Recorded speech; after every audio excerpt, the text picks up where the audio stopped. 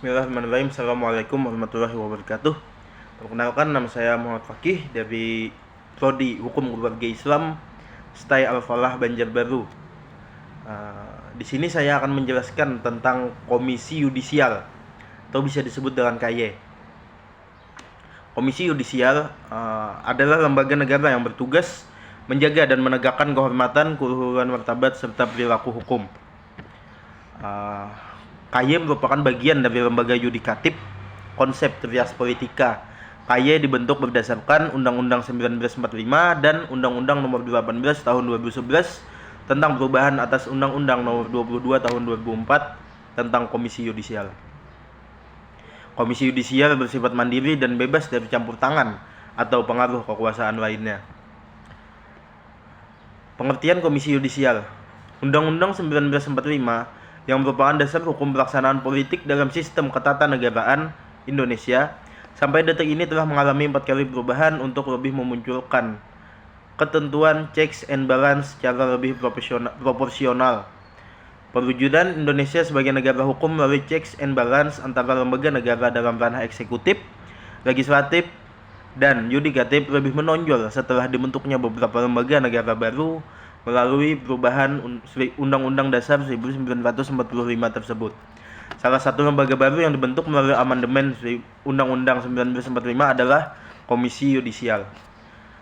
Berdasarkan pasal 24B ayat 1 adalah Komisi Yudisial bersifat mandiri yang berwenang mengusulkan pengangkatan hakim agung dan mempunyai wewenang lain dalam rangka menjaga dan menegakkan kehormatan, keluhuran martabat serta perilaku hakim. Yang dimaksud Komisi Yudisial dalam pasal 1 Undang-Undang Nomor 18 Tahun 2011 tentang perubahan atas Undang-Undang Nomor 22 Tahun 2004 tentang Komisi Yudisial. Komisi Yudisial adalah lembaga negara sebagaimana dimaksud dalam Undang-Undang Dasar Negara Republik Indonesia tahun 1945. Selanjutnya berdasarkan pasal 2 Undang-Undang Nomor 22 Tahun 2004 tentang Komisi Yudisial. Komisi Yudisial merupakan lembaga negara yang bersifat mandiri dalam pelaksanaan wewenangnya, bebas dari campur tangan atau kekuasaan lainnya. Perubahan ketiga Undang-Undang Dasar 1945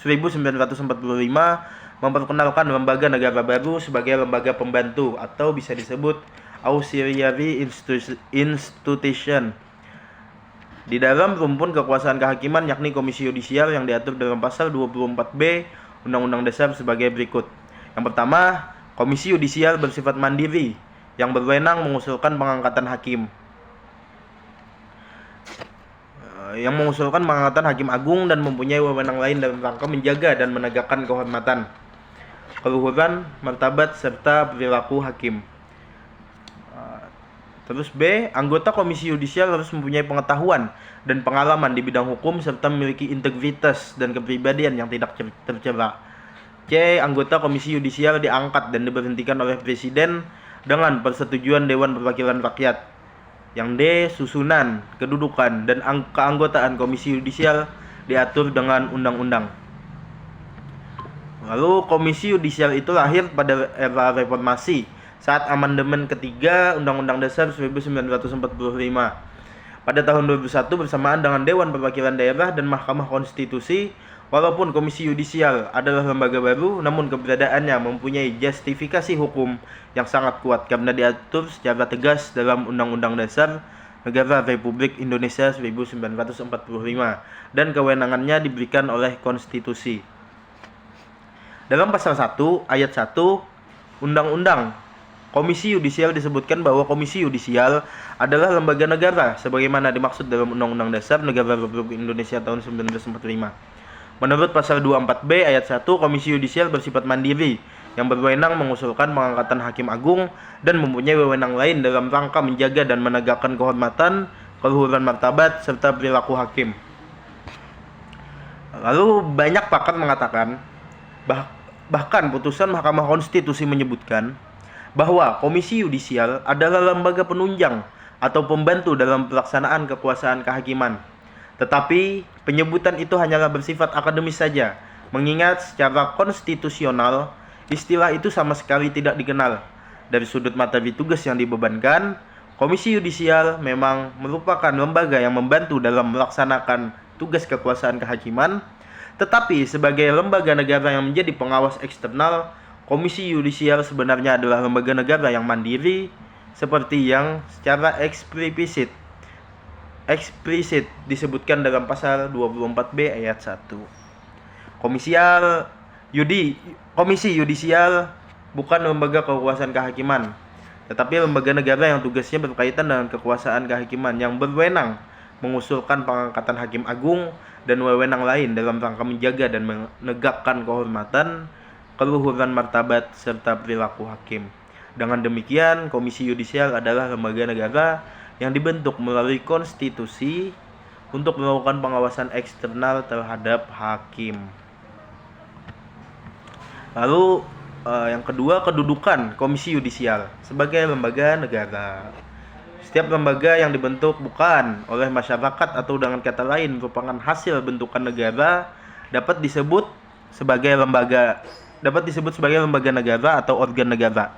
Apabila dikaitkan dengan fungsi pemerintahan menurut konsep trias politika, lembaga negara dapat berada dalam ranah legislatif, eksekutif, maupun yudikatif. Lalu pembagian kekuasaan sebagaimana ditetapkan dalam Undang-Undang Dasar 1945 merupakan bagian integral dari hakikat hidup berbangsa dan bernegara yang berdasarkan hukum demokrasi dan keadilan. Sistem pembagian kekuasaan yang sesuai dengan ketatanegaraan Indonesia di mana kekuasaan itu dibagi habis dalam kekuasaan legislatif, eksekutif, maupun yudikatif. Kekuasaan legislatif adalah kekuasaan untuk membuat undang-undang, sedangkan kekuasaan eksekutif adalah kekuasaan untuk menjalankan undang-undang atau pelaksanaan pemerintahan dalam negara. Selanjutnya, kekuasaan yudikatif adalah kekuasaan untuk mengawasi atau mengontrol pelaksanaan undang-undang yang dibuat oleh lembaga legislatif. Adapun pentingnya atau esensi pembagian kekuasaan itu dalam negara adalah untuk mencegah menumpuknya kekuasaan di tangan satu orang sehingga bisa menimbulkan kecenderungan terjadinya penyalahgunaan kekuasaan atau bisa disebut abuse of power. Undang-Undang Dasar 1945 adalah menganut sistem pembagian kekuasaan, bukan pemisahan kekuasaan. Lalu konsep mengenai lembaga negara sendiri dapat ditelusuri melalui pandangan Hans Kelsen mengenai The Concept of the State Organ dalam bukunya General Theory of Law and State. Hans Kelsen menguraikan, whoever full is a function determined by the legal order as an organ. Siapa saja yang menjalankan suatu fungsi yang ditentukan oleh suatu tatanan hukum adalah suatu organ. Artinya organ negara itu tidak selalu berbentuk organik. Di samping organ yang berbentuk organik, lebih luas lagi, setiap jabatan yang ditentukan oleh hukum dapat pula disebut organ, asalkan fungsi-fungsinya bersifat menciptakan norma atau bersifat menjalankan norma. Selanjutnya, dengan demikian, konsep lembaga negara memiliki makna yang sangat luas, sehingga tidak dapat dipersempit hanya pada pengertian 3 cabang kekuasaan, legislatif, eksekutif, yudikatif. Dalam pengertian pertama dan paling luas, lembaga negara mencakup setiap individu yang menjalankan fungsi menciptakan hukum dan fungsi menerapkan hukum. Lalu yang selanjutnya, tugas dan wewenang Komisi Yudisial. Tugas dan wewenang Komisi Yudisial sangat terkait dengan batasan fungsi yang telah ditetapkan oleh konstitusi. Sebab tugas dan wewenang pada dasarnya penjabaran lebih lanjut dari fungsi. Dalam pasal 24B Undang-Undang Dasar 1945 digunakan istilah wewenang untuk menunjuk fungsi yang harus dilakukan oleh Komisi Yudisial. Penggunaan istilah wewenang menurut tim penyusun naskah akademik Rancangan Undang-Undang Komisi Yudisial versi Mahkamah Agung kurang tepat karena kata wewenang biasanya diartikan sebagai hak-hak yang dimiliki seseorang atau suatu badan untuk menjalankan tugasnya. Sementara wewenang Komisi Yudisial berarti dalam rangka apa Komisi Yudisial dibentuk dan tugas menunjukkan hal-hal apa yang wajib dilakukan oleh suatu lembaga guna mencapai fungsi yang diharapkan. Dalam Undang-Undang Komisi Yudisial digunakan istilah wewenang dan tugas, tidak dijabarkan tentang fungsi Komisi Yudisial. Ada pendapat yang mengatakan bahwa wewenang mengandung pengertian tugas dan hak.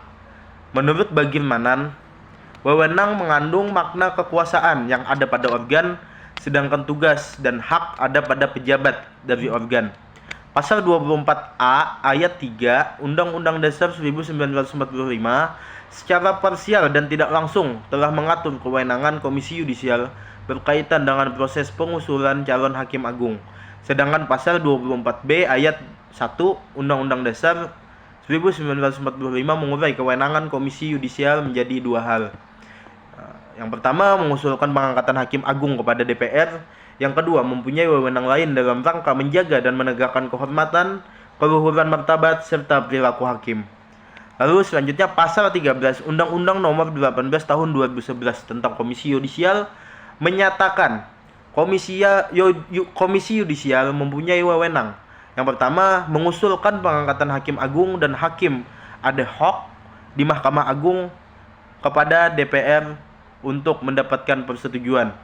Yang kedua, menjaga dan menegakkan kehormatan, keluhuran martabat, serta perilaku hakim. Yang ketiga, menetapkan kode etik atau pedoman perilaku hakim bersama-sama dengan Mahkamah Agung. Serta yang terakhir, yakni menjaga dan menegakkan pelaksanaan kode etik atau pedoman perilaku hakim. Nah, dari penjelasan di atas, wewenang yang melekat pada Komisi Yudisial sebagai organ adalah Komisi Yudisial berwenang mengusulkan pengangkatan hakim agung dan wewenang lain dalam rangka menjaga dan menegakkan kehormatan, keluhuran martabat, serta perilaku hakim. Lalu tugas yang melekat pada pejabat Komisi Yudisial adalah yang pertama, mengusulkan pengangkatan hakim. Di situ Komisi Yudisial bertugas. Tugasnya ialah pertama melakukan pendaftaran calon hakim agung. Yang kedua, melakukan seleksi terhadap calon hakim agung. Yang ketiga, menetapkan calon hakim agung. Dan yang keempat, mengajukan calon hakim agung ke Dewan Perwakilan Rakyat. Terus yang kedua ialah menjaga dan menegakkan kehormatan, keluhuran martabat, serta perilaku hakim. Komisi Yudisial mempunyai tugas. Tugasnya yang pertama, menerima laporan pengaduan masyarakat tentang perilaku hakim. Yang kedua, melakukan pemeriksaan terhadap dugaan pelanggaran perilaku hakim. Dan yang ketiga, membuat laporan hasil pemeriksaan berupa rekomendasi yang disampaikan kepada Mahkamah Agung dan tindasannya disampaikan pada Presiden. Mungkin sekian dan itu saja yang dapat saya sampaikan tentang Komisi Yudisial. Salah hilapnya mohon maaf. Mungkin ini penjelasan tentang Komisi Yudisial secara umum dan spesifiknya lah kayak gitu. Mungkin itu saja yang dapat saya sampaikan. Salah hilapnya mohon maaf. Akhirul kalam. Wassalamualaikum warahmatullahi wabarakatuh.